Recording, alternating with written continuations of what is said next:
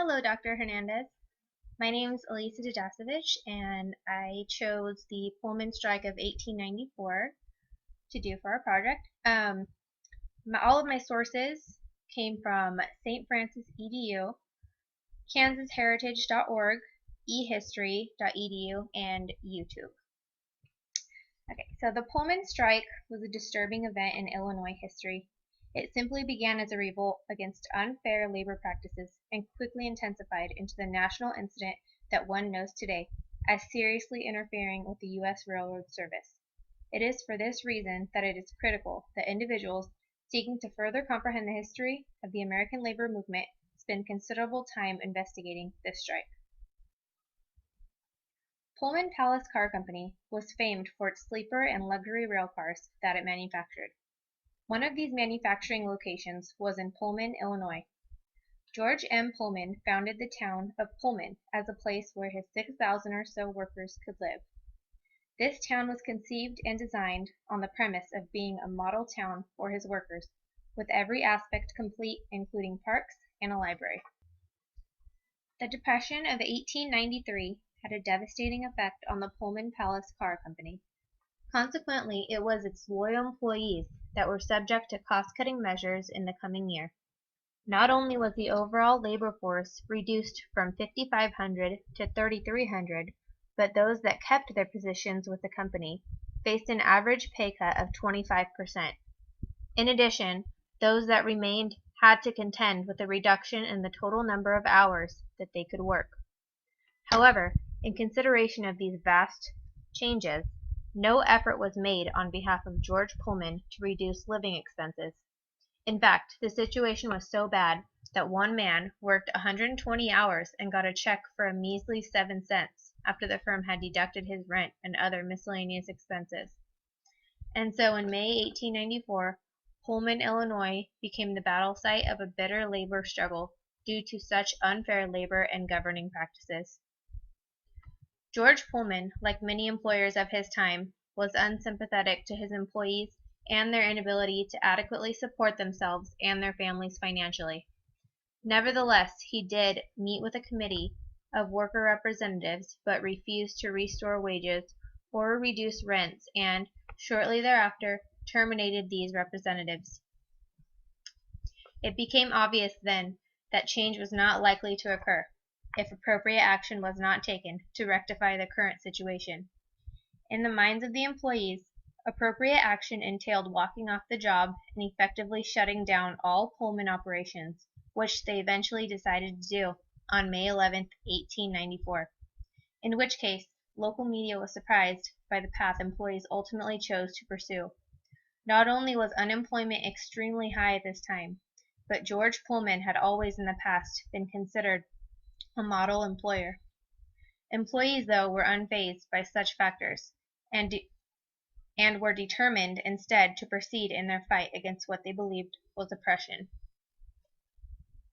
Many of the strikers belonged to the American Railroad Union, the ARU, founded by Eugene V. Debs. Debs, who was from Indiana, had moved to Chicago, where he became a railroad fireman. He became aware of the working conditions of his fellow laborers. He saw men working for low wages, some of whom were injured or killed because of unsafe equipment. He was determined to make things better. On June 26, 1894, some ARU members refused to allow any train with a Pullman car to move, except those with mail cars.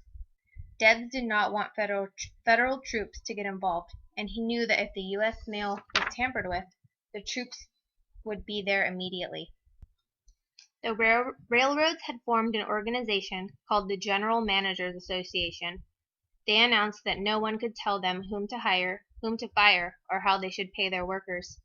The 24 railroads that were part of the General Managers Association immediately tried to end the strike. They announced that any switchman who refused to move rail cars would be fired. Debs' union announced that if a switchman was fired because he refused to move Pullman's cars, all the union members would walk off the job. By June 29th, 50,000 men had quit their jobs. Crowds of people who supported the strike began stopping trains. Soon there was no movement on the rails west of Chicago. In some places, fights broke out. Pullman officials were dumbfounded and quickly realized that the strike would not end anytime soon. If action was not taken on their part in order to break the strike, Pullman officials, like many employers caught in the same predicament, decided to hire strikebreakers. They acknowledged, though, that this would not sufficiently end all their problems. Fortunately, they soon would not have to continue to worry about the situation because of federal intervention.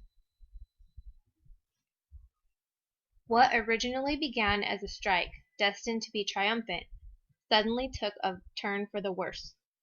Although momentum was initially directed in the right manner in a relatively short time, it became evident that this would not be the case for long. In fact, after a visit to Blue Island, Illinois, by Eugene Debs on June 29, 1894, it all seemed to unravel. After a peaceful rally in order to gain additional support for the boycott, strikers took matters into their own hands, derailing a locomotive, destroying the yards, and setting fire to anything that moved. It was this inappropriate behavior that Attorney General Only was hoping they would participate in since the beginning. This was because it gave Only a basis in which he could champion the usage of an injunction against the strike. Specifically, an injunction is a court order requiring that certain actions be stopped. From the Attorney General's standpoint, the strike was not only unjust, but also extremely dangerous to the overall welfare of the nation. After passionately presenting his case, Only was finally granted the injunction he was seeking on July 2, 1894. The injunction was extremely successful in fracturing the efforts of strikers, for it served two main purposes. First, it allowed federal troops to be sent in to rectify the matter, if indeed mail delivery was being disrupted, and second, it deprived strikers of their leadership.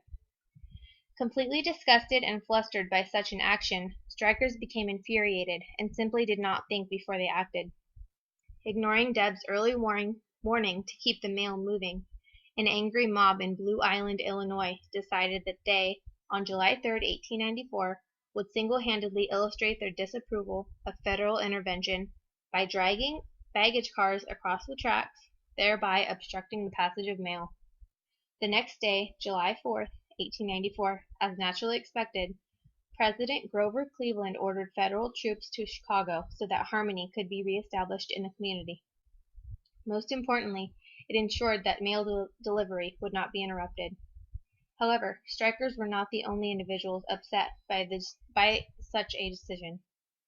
Both the governor of Illinois, John P. Altgeld, and the mayor of Chicago, John Hopkins, were vehemently opposed to the presence of federal troops in the area.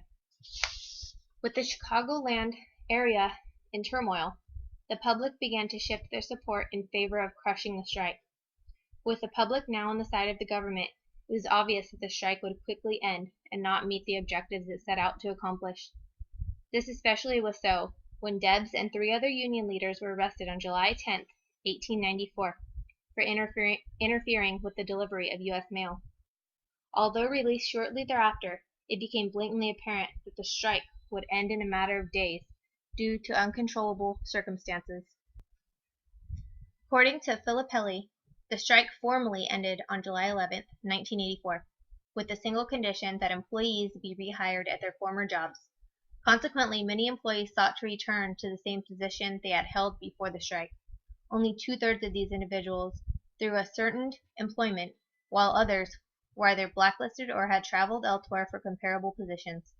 It is important to note that those that were rehired by the Pullman Palace Car Company were required to sign yellow dog contracts, a common practice among employers. Specifically, a yellow dog contract is an agreement between an employee and an employer in which the employee indicates that he or she is not a member of the labor union and that by joining the labor union in the future it would be sufficient grounds for dismissal. Although the Pullman Strike of 1894 did not achieve what it set out to accomplish in the way of fair treatment and adequate wages, it still remains as a classic reminder of the labor movement's desire to overcome its endless obstacles. This brought about the federal holiday that Grover Cleveland made in 1894, which is Labor Day, which is coming up in a few days here. I hope you enjoyed this presentation. I had a few videos, but found that all of my information took up most of the time. So thank you, and I will see you in class.